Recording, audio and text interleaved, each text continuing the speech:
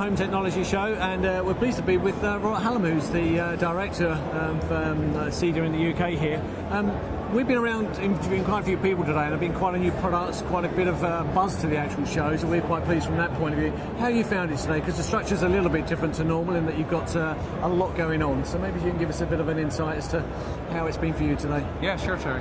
The show has been, I think, a successful event again, in I think what continues to be a challenging environment. Yeah, the show is different this year in that, of course, we haven't organised it directly. We made a decision last year that we would actually assign the running of the show to a third-party company, so Upper Street Events, who are responsible for the Gadget Show and a number of other shows, who do this, of course, on a daily basis. Exactly. So have taken over the delivery of this show, and they've done a tremendous job. They've brought in 32 new exhibitors. They've increased the show floor space by about 20%. And the pre-reg numbers are one of the highest figures that we've ever seen for the event. So I think that they've done a tremendous job.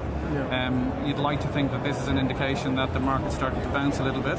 And we hope that everyone, certainly at the end of the 3 days, is very happy with the event and will continue to support it going forward. Well, certainly the show itself, I mean, it's been established now for many, many years, and certainly the venue here at Excel's quite a different kind of venue in the sense that it's much more local to many people, easily accessible. So in that sense, it's a much more dynamic show for the exhibitors as well. They put a lot of effort into some of the stands. Some of them are quite superb.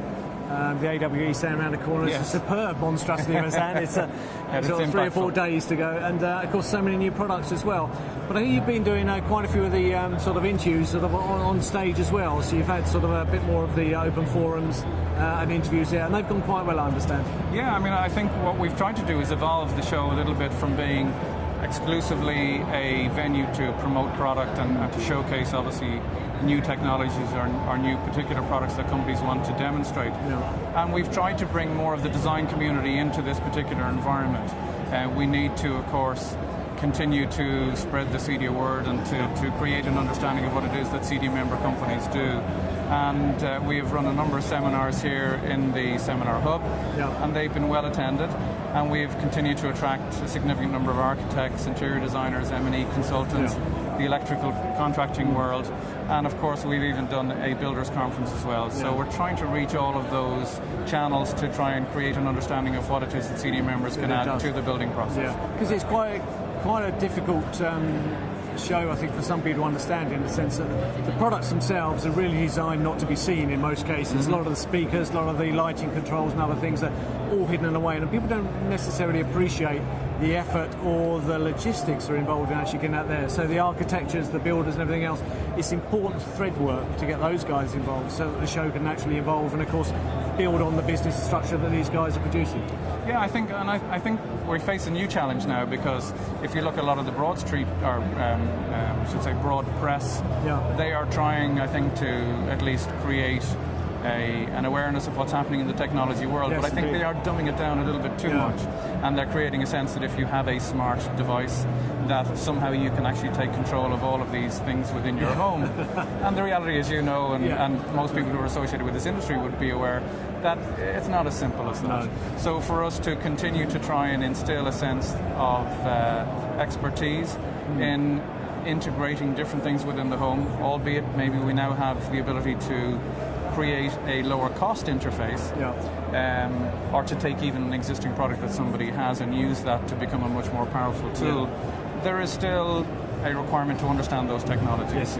We haven't reached that nirvana of plug and play.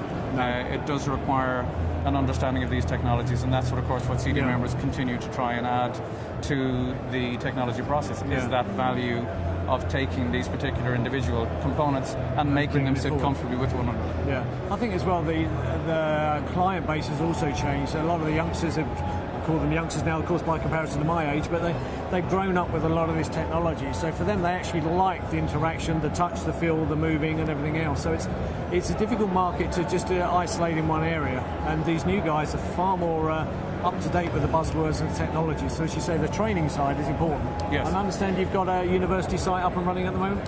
We've just launched, and I suppose that's been one of the positive benefits of not having to be so involved in this particular event, which takes up, of course, a huge amount of man hours.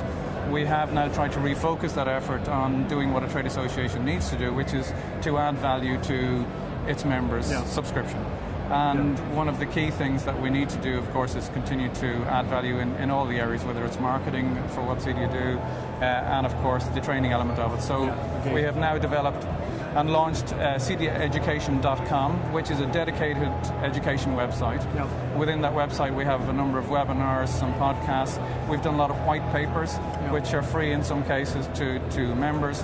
And of course what we've tried to do is create a better understanding of what courses are applicable to the particular discipline that you want to do. So if a company has a mix of engineers or project managers or designers, we've tried now create a very simple path of what courses you should be doing for that particular discipline, and that site will continue to evolve, and we'd certainly encourage people to go and have a look at that and see how they can benefit from that as a Cedia member. Excellent. Robert, been a pleasure as always. Terry, thank you very much. See you at the next Great to see you. Thanks for your support. We really appreciate it. Thank you.